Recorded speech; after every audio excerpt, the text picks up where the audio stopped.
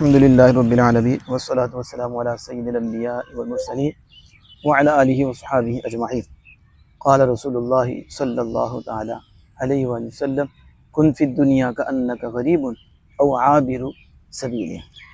اللہ جل وعلا کے فضل و کرم سے آج ہم گلشن پارک میں سیر کے لیے حاضر ہوئے اور اللہ جل وعلا کی کاریگری پہ تعجب کر رہے ہیں اور شکر بھی ادا کر رہی ہیں۔ تو ذات پاک کی کتنی مہربانی ہم پہ، اور یہاں جس چیز پہ بھی غور کریں وہ ہمیں آخرت کی فکر دلائے گی، اور اگر ہم ڈیپلی میں جائیں گے تو ہمیں اللہ پاک کی زیادہ یاد آئے گی کہ اس ذات الہی نے ہمارے ایک جسم کے لیے کتنا انتظام کیا ہے۔ یہ جو آکسیجن کا انتظام کیا، اللہ اکبر، جس کی ہر گھڑی ہر لمحہ ضرورت ہے، ذرا سانس کا مسئلہ بنے تو کیا حالت ہو جاتی ہے۔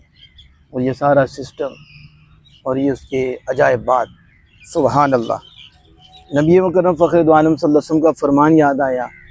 یہ دیکھنا، یہ جب بندہ دیکھتا ہے نا تو دل کرتا ہے کہ یہ بھی ہمارے پاس ہوں، ایسی رنگین چیزیں ہوں، ایسے خوبصورت مناظر ہوں۔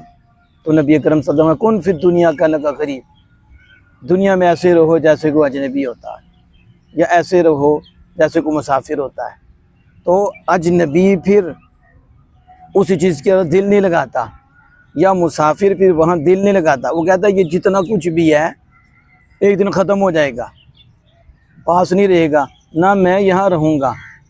تو پھر اسے دل دے کر رب کو ناراض کیوں کروں؟ اس سے ہی رب کو پالوں کہ اس سے سبق حاصل کروں۔ یہ سبزہ نہیں رہے گا، ایک دن زمین پہ گرے گا، ختم ہو جائے گا، اسی طرح میں بھی چلا جاؤں گا۔ تو یہ فانی ہے، تو اس فانی پہ دل کیوں دوں؟ حضور کے فرمان پہ عمل کرتے ہوئے ایسی زندگی گزار جیسے کوئی اجنبی ہوتا ہے یا مسافر ہوتا ہے۔ تو اجنبی جہاں ہوتا ہے وہاں کے لیے انتظام نہیں کرتا، اور جہاں جانا ہوتا ہے اس کے لیے انتظام کرتا ہے۔ اور مسافر بھی جہاں رہنا ہوتا ہے اس کے لیے کوششیں کرتا ہے، جہاں عارضی رہنا ہوتا ہے اس کے لیے عارضی طور پر کوششیں کرتا ہے۔